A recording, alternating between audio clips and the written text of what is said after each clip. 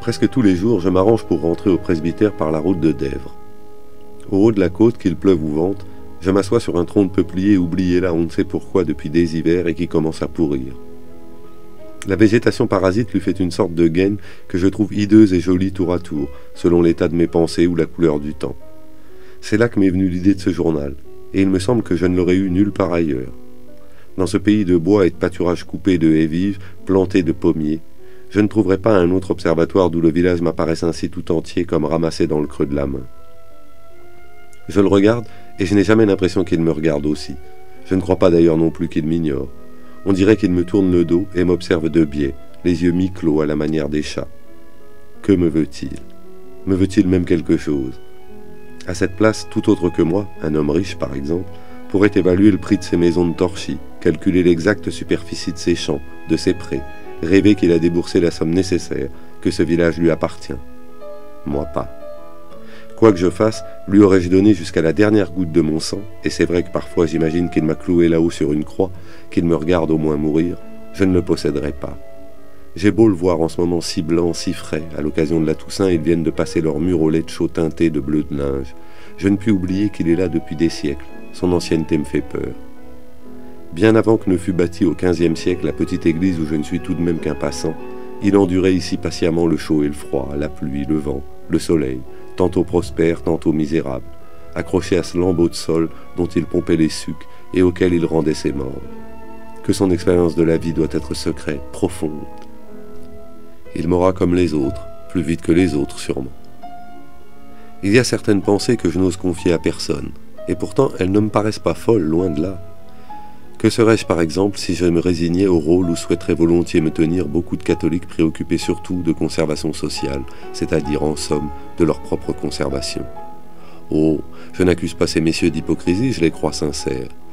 Que de gens se prétendent attachés à l'ordre, qui ne défendent que des habitudes, parfois même un simple vocabulaire dont les termes sont si bien polis, rognés par l'usage, qu'ils justifient tout sans jamais remettre en question.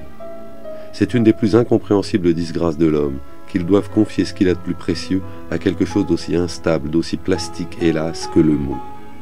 Il faudrait beaucoup de courage pour vérifier chaque fois l'instrument, l'adapter à sa propre serrure.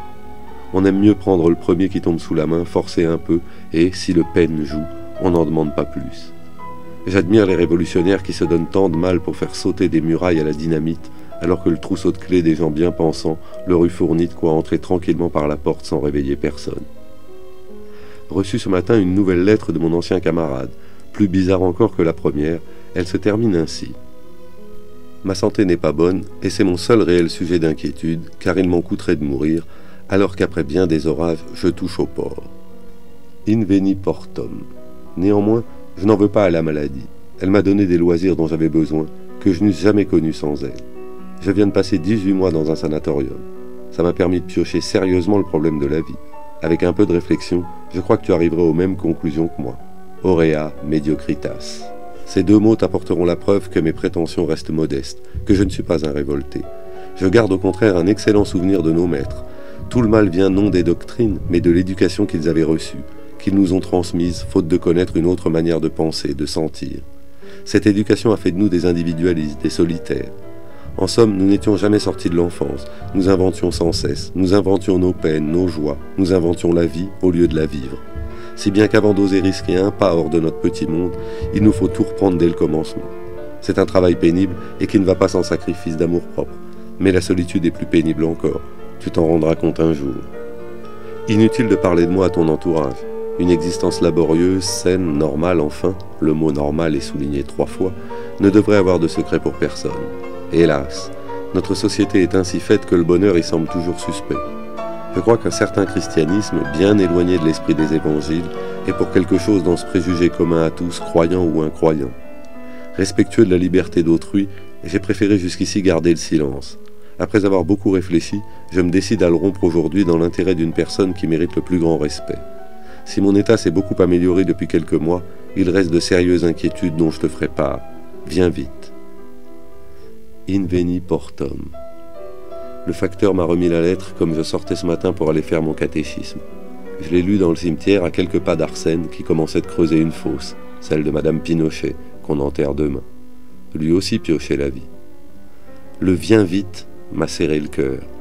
Après son pauvre discours si étudié, je crois le voir se grattant la tempe du bout de son porte-plume, comme jadis. Ce mot d'enfant qu'il ne peut plus retenir, qui lui échappe. Un moment, j'ai essayé d'imaginer que je me montais la tête, qu'il recevait tout simplement les soins d'une personne de sa famille. Malheureusement, je ne lui connais qu'une sœur, servante d'estaminet à Montreuil. Ce ne doit pas être elle, cette personne qui mérite le plus grand respect.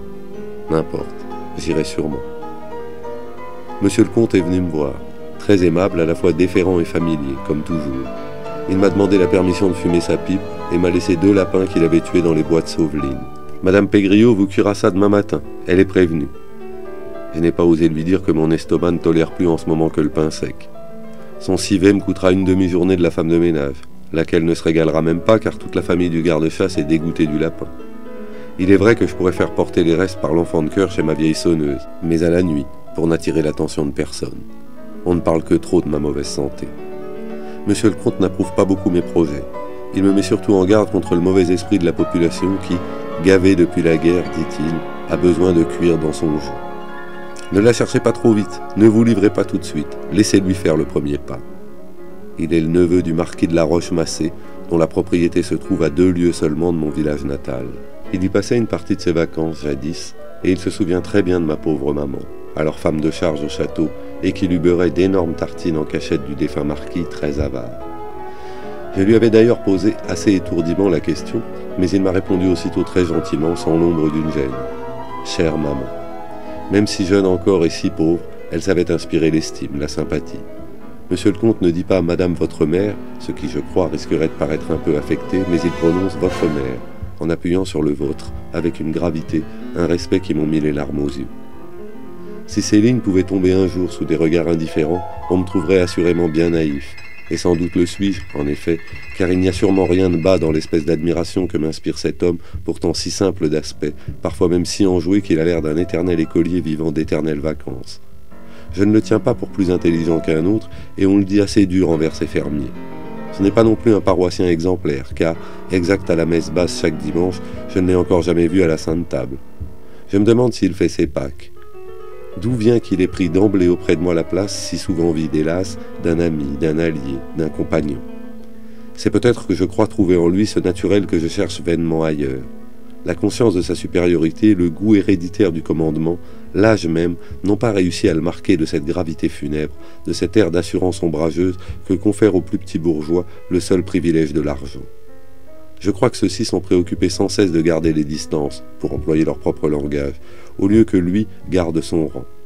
Oh, je sais bien qu'il y a beaucoup de coquetterie, je veux la croire inconsciente, dans ce ton bref, presque rude, où n'entre jamais la moindre condescendance, qui ne saurait pourtant humilier personne, et qui évoque chez le plus pauvre moins l'idée d'une quelconque suggestion que celle d'une discipline librement consentie, militaire.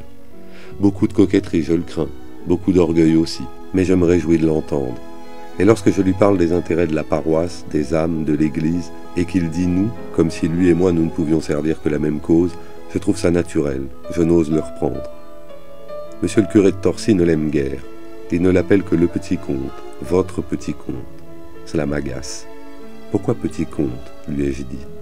Parce que c'est un bibelot, un gentil bibelot et de l'époque. Vu sur un buffet de paysans, il fait de l'effet. Chez l'antiquaire ou à l'hôtel des ventes, un jour de grand tralala, vous ne le reconnaîtriez même plus. Et comme j'avouais espérer encore l'intéresser à mon patronage de très jeunes gens, il a haussé les épaules. Une jolie tirelire de Saxe, votre petit comte, mais incassable. Je ne le crois pas en effet très généreux. S'il ne donne jamais, comme tant d'autres, l'impression d'être tenu par l'argent, il y tient, c'est sûr. J'ai voulu aussi lui dire un mot de mademoiselle Chantal, dont la tristesse m'inquiète. Je l'ai trouvé très réticent, puis d'une gaieté soudaine qui m'a paru forcée. Le nom de mademoiselle Louise a semblé l'agacer prodigieusement. Il a rougi, puis son visage est devenu dur. Je me suis tu. Vous avez la vocation de l'amitié, observait un jour mon vieux maître, le chanoine Durieux. Prenez garde qu'elle ne tourne à la passion. De toutes, c'est la seule dont on ne soit jamais guéri.